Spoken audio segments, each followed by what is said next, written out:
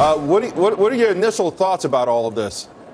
Well, you know, I think the firing of Comey couldn't have come soon enough. I think all Americans thought he botched the Clinton email investigation. If you're a Democrat, you thought he did too much to insinuate that she was guilty. And then if you're a Republican, you thought, well, if he insinuated she was guilty, why didn't they prosecute her? So I think both sides were unhappy. And if virtually every American thinks you botched an investigation, maybe that we need somebody else that can bring more confidence to the FBI. There's no doubt 24 hours ago, everyone, to your point, would have said, hey, this guy's got to go. But fast forward to this morning, and even some of your Senate Republican colleagues are questioning the timing of it. Well, there's a lot of hypocrisy going around. Chuck Schumer in November said he lost confidence. Hillary Clinton saying that he completely destroyed the whole election.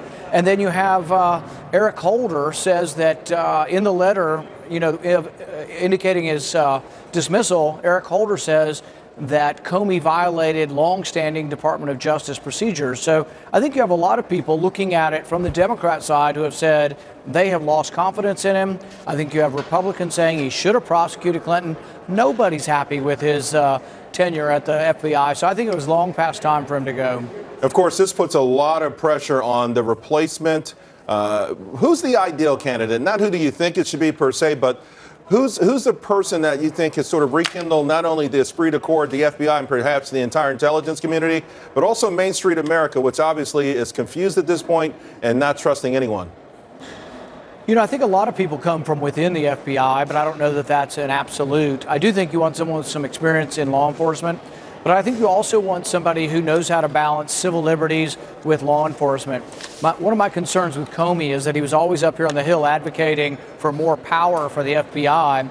And when I countered that and said, you know what, you could have done a better job investigating the killer in Orlando, the FBI heard about this killer weeks in advance and didn't do enough investigation. Comey would always respond and say, oh, we just need more power to tap more phones of everybody and we'll get enough information to stop this. And my point was they just need to do better police work when someone tips them off. A gun store tipped them off about the Orlando killer and they did virtually zero to investigate it. Yeah, I think we've seen a similar threat there with a lot of these terrorists who were in the clutches of our law enforcement officials and then, somehow slipped through. But before you go, Senator, I do want to ask, you want the Intelligence Committee to disclose if the Obama administration was actually spying on you. What makes you think that you were possibly a target of President Obama's spying? We've had two different reporters come to us who say they have sources. And of course, I don't know the sources, so I can't tell if it's true or not. But when I have two different reporters asking me, and telling me they have evidence that it happened, I have the ability to ask. And so I've asked the White House and I've asked the House Intel Committee and I've asked the Senate Intel Committee. There's supposed to be a procedure called a Gates notification. And if someone is listening to someone in Congress in the executive branch, that has a potential great danger to disrupt the freedom of the legislative branch to criticize the executive branch.